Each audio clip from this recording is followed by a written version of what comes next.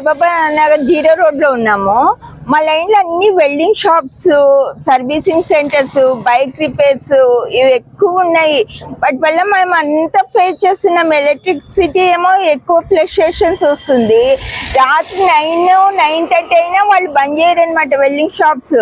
మాకేమో పొల్యూషన్ వస్తుంది. దాంతో పెద్దవాళ్ళు ఉన్నారు, ఏజ్డ్ పర్సన్స్ 70 years 68 అట్లా. మళ్ళీ హెల్త్ ఇష్యూస్ వస్తున్నాయి. దగ్గు జ్వరం వచ్చిందంటే తగ్గట్లేదు. వాళ్ళకి చెప్పి మేము చాలా సఫర్ అవుతూనే ఉన్నాము. ఇంకొకటి అక్కడ గ్యాస్ వెల్డింగ్ షాప్ ఉంది. 1.5 year బ్యాక్ గ్యాస్ ఇదైంది అనమాట, సిలిండర్ ఫెయిల్ అయింది. అప్పుడు ఒకటి పెద్దది ఐరన్ వచ్చి మా ఇల్లు అదనమాట అక్కడే పక్కనే వచ్చి పడింది అనమాట. అప్పుడు మేము కౌన్సిలర్ కి కంప్లైంట్ ఇస్తే ఏమన్నాడు, మేము కాలువలు వేపిస్తాము తీపిస్తాము అని చెప్పేసి బాగున్న కాలువలన్నీ తీసి చేశాడనమాట. ఆ రోజు వద్దు అవసరం లేదన్నా కూడా లేదు మేము వెల్డింగ్ షాప్స్ తీపిచ్చేస్తాము, ఏది కాలువలు వేస్తే అని చెప్పి వేపించాడనమాట. వాళ్ళు తీసింది లేదు, పెట్టింది లేదు, చేసింది లేదు. మళ్ళీ ఆ ప్రకారం ఇది. ఇప్పుడు చూడండి మీరు, అక్కడి నుంచి ఇక్కడ దాకా బైక్లు ఈ 10 days కంప్లైంట్ ఇవ్వబట్టి కొంచెం ఇది ఉన్నాయి. లేకుంటే అసలు ఎంత ఉంటదంటే నడవడానికి ఉండదు, పిల్లలు ఆడడానికి ఉండదు, బయటకు వచ్చి ఆడడానికి ఉండదన్న. అసలు రావడానికి లేదు. పిల్లలు సండే కూడా బయటకు రావడానికి లేదు. సండే కూడా 4-5 వరకు ఉంటారు ఇక్కడే. పండగ లేదు, ఏం లేదు. కరెంట్ అయితే ఫుల్ చాలా డౌన్ అవుతుంది ఇంట్లో. ఇది రెసిడెన్షియల్ ఏరియా కదా. ఈ రెసిడెన్షియల్ ఏరియాలో అసలు ఎట్లా ఇస్తున్నారో పర్మిషన్స్ మాకే అర్థం కాదు. మేము ఏమైనా రెసిడెన్షియల్ ఏరియానా లేకపోతే మెకానిక్ షెడ్ లోనే మేము ఇల్లు కట్టుకున్నామో మాకైతే అర్థం కావడం. మా ఇల్లు మేము 33 years అయింది. నా మ్యారేజ్ అస్సలు లేవండి. ఇవన్నీ కొత్త పెట్టారండి, అవన్నీ కొత్తవే. ఇవి వచ్చి 10 years అయింది. అవన్నీ కొత్తవి. అంటే మగవాళ్ళే ముందు పొద్దున పోతారు, నైట్కి వస్తారు. ఆడోళ్ళమే కదా మేము ఇళ్లలో ఉండేది. మేము ఫేస్ చేసినంత ఇది లేదండి. ఇంకొకటి అండి, అది కొత్తగా బీఫ్ బిర్యానీ సెంటర్ పెట్టారు. ఇక్కడంతా మేమంతా only vegetarians. Beef biryani centre అయితే ఓకే, బీఫ్ బిర్యానీ సెంటర్ అది. అసలు ఈ రెసిడెన్షియల్ ఏరియాలో అట్లాంటిది పెట్టొచ్చా? మేము మొత్తం ఇక్కడ ఉండేది వైశ్యాస్, లింగాయత్స్, రెడ్డిసే ఉన్నారు. దాంట్లో ఇది మాకు చాలా అబ్జెక్షన్ ఉంది. అదొకటి వర్షం వచ్చిందంటే అండి అక్కడి నుంచి అంతా చెత్త కొట్టుకొని వస్తుంది. వాటర్ అంతా బ్లాక్ వేసి వీళ్ళ ఇంట్లోకి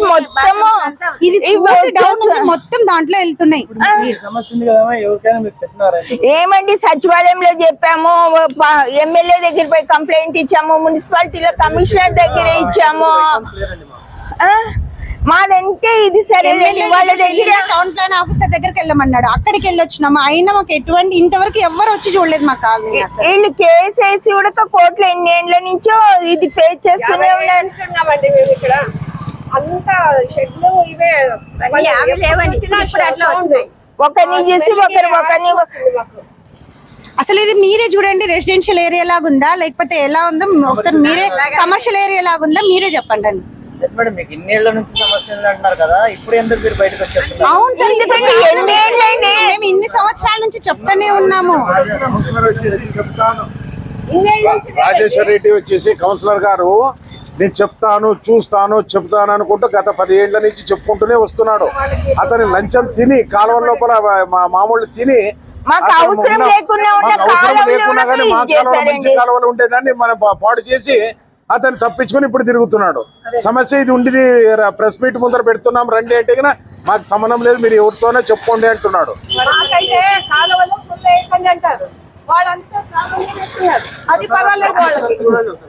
అసలు మా ఇళ్ళ ముందు చెట్లు పెడుతుంటే చెట్లు పిల్లలకి కానీ పెద్దోళ్ళకి కానీ అనారోగ్య సమస్యలు అయితే ఓ రేంజ్ లో ఉంటాయి.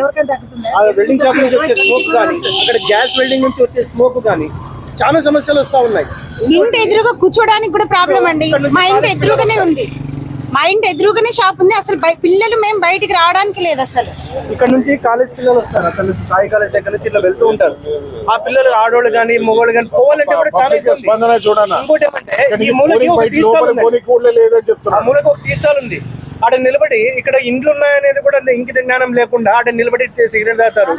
అక్కడ బిల్డింగ్ షాప్ వాళ్ళు నీళ్ళు తాగి ఇంకా పని ఉన్నారు. కాదండి, ఓన్ హౌస్ వాళ్ళ మేము లోపల కూర్చోవడం అవుతుంది. మా ఇంట్లోకి ఉంది అన్ని వాళ్ళ చెత్త చెదరం అంతా మా ఇంట్లోకి వచ్చి పట్టుకుంటారు. మేము తీస్తూ ఉండాలన్నమాట, కాలువలు క్లీన్ చేయాలి. మాకు ఇవన్నీ వద్దండి. తీసుకోవడం లేదు. ఎమ్మెల్యే గారు తొందరగా యాక్షన్ తీసుకోవాలని కోరుకుంటున్నాము. కంపల్సరీగా తీసుకోండి. మా లైన్లో గత నెలలో నవంబర్ 4వ తారీఖు 3 అవర్స్ లో 12 to 2 o'clock మీరు ఒక్కసారి సాయిబాబా గుడి దగ్గర నుంచి మీ సచివాలయం దగ్గరకు వస్తే మీరు రావడానికి ఎంత ఇబ్బంది పడతారో మీకే అర్థమవుతుంది సార్.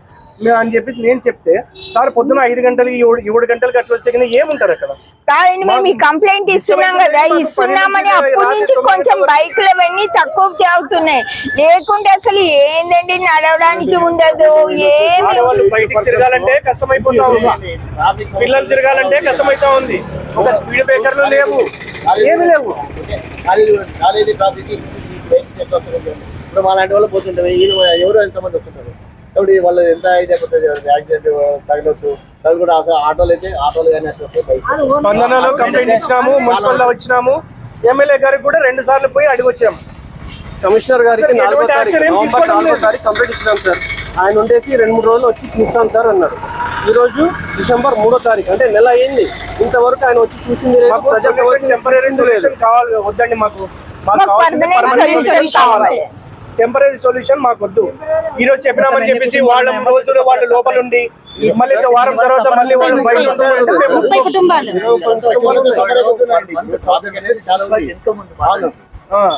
ప్రతి ఒక్కరికి మేమందరం కరెక్ట్ గా ట్యాక్సులు కడుతున్నాం, వాటర్ ట్యాక్స్ కడుతున్నాం, మున్సిపల్ ట్యాక్స్ కడుతున్నాం, అన్ని కడుతున్నాము. మాకు టెంపరీ సొల్యూషన్ ఇవ్వద్దండి, మాకు పర్మనెంట్ సొల్యూషన్ కావాలి. మాకు ఇక్కడ నుంచి వెల్డింగ్ షాపులు అన్ని తీసేయాలి. వాటర్ రిప్లేస్మెంట్ లో వేరే పెట్టుకోమని చెప్పండి. మాకు మాత్రం ఇప్పుడు మీడియా వాళ్ళు వస్తున్నారని తెలిసి కూడా వాళ్ళు చాలా పెట్టుకున్నారు వాళ్ళు. అసలు అదే మీరందరూ సపరేట్ గా ఎప్పుడన్నా చూసి ఎమ్మెల్యే గారికి కూడా చెప్తే కూడా అతని యాక్షన్ తీసుకోకపోతే ఎందుకండి ఇంకా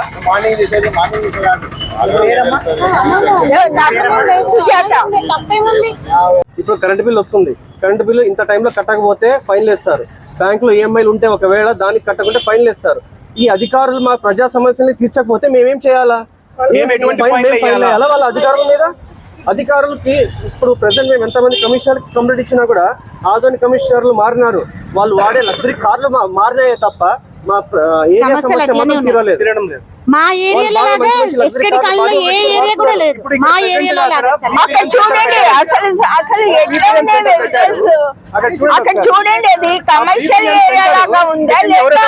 ఒక మున్సిపల్ స్కూల్ టీచరే ఆ సెంటర్ పెట్టుకోవడానికి అతను పర్మిషన్ ఇచ్చినాడు. మేము మున్సిపల్ కమిషనర్ దగ్గర పోయినప్పుడు క్లియర్ గా రాశారు. అతను బయట ఉన్నాడు. నంబర్ 10 చెప్తున్నారు. దాపెట్టేది ఏం లేదు. బోర్డు కూడా ఫోటో తీసుకోండి. కాదండి, వెల్డింగ్ షాప్స్ కి 3 ఫేజ్ కరెంట్ ఇస్తారా, సింగిల్ ఫేజ్ కరెంట్ ఇస్తారా? టీవీలు పోతున్నాయి. చెప్పాలి మంచి ప్రభుత్వం అని మన సీఎం గారు అంటారు. ఇది మంచి ప్రభుత్వం అని మన సీఎం గారు, డిప్యూటీ సీఎం గారు చెప్తుంటారు. ఇది మంచి ప్రభుత్వం. ఇదే మంచి ప్రభుత్వం అధికారులు పట్టించుకోకపోతే ప్రజా సమస్యలు తీర్చకపోతే ఎట్లా మంచి ప్రభుత్వం? కమిషనర్ పట్టించుకోవడం లేదు. ఎమ్మెల్యే గారు చెప్తే టీపీ దగ్గర వెళ్ళమంటారు. టీపీ దగ్గర పోతే ఆయన పట్టించుకోవడం లేదు. ఏరియాలో సచివాలయం ఉండి కూడా పరిష్కారం ఎవరు తీసుకోవాలి? మేము మా సమస్యలు ఎవరు తీరుస్తారు? ఏ అధికారి తీరుస్తారు? మా ఇంటి ఎదురుగా సచివాలయం ఉంది. సచివాలయం అధికారులకు పోతే మీరు పోయి కమిషనర్ కి ఇవ్వండి అంటారు. మేమే పోయి కమిషనర్ కి ఇచ్చేటట్టు సచివాలయం ఉద్యోగులు ఎందుకు? ఇంకా వాళ్ళైతే మా దగ్గర అయితే ఇది చేశారండి, ఇంట్లో ముందు చెట్లు పెట్టుకుంటుంటే చెట్లు పెట్టొద్దనేది మమ్మల్ని అయితే కొట్లాడి చూపించినారు. వాళ్ళ దగ్గర ఏం చేస్తున్నారు చెప్పండి. ఎట్లా నిలబడినారు చూడండి. ఆడ టీ స్టాల్ దగ్గర చూడండి ఎట్లా బండ్లు వేసుకుని ఎట్లా నిలబడినారు. స్కూల్ పిల్లలు పోతుంటారు. మా ఇల్లు అది. మా ఇంటి పక్కన అక్కడ ఒక అతను, అతని పేరు ఏదో ఉందండి, అతనైతే టీ స్టాల్ పెట్టుకోవడానికి, తర్వాత అక్కడ కాలువ పైన ఫ్రిడ్జ్లు పెట్టుకోవడానికి పర్మిషన్ ఇచ్చేసాడు. అతను ఏమని చెప్తామంటే మేము ఆయుసం మేము ఎట్లా పెట్టుకుంటాం, ఎవరు నన్ను అడిగింది కానీ చెప్తాను. అరే ఇది రోడ్డు మీద పెడితే అబ్జెక్షన్ చేయరా, పోలీసు వాళ్ళు ఏం చెప్పారంటే మేము చూసుకుంటాం పో అని చెప్పి అంటారు. అట్లుంటది వాళ్ళతో.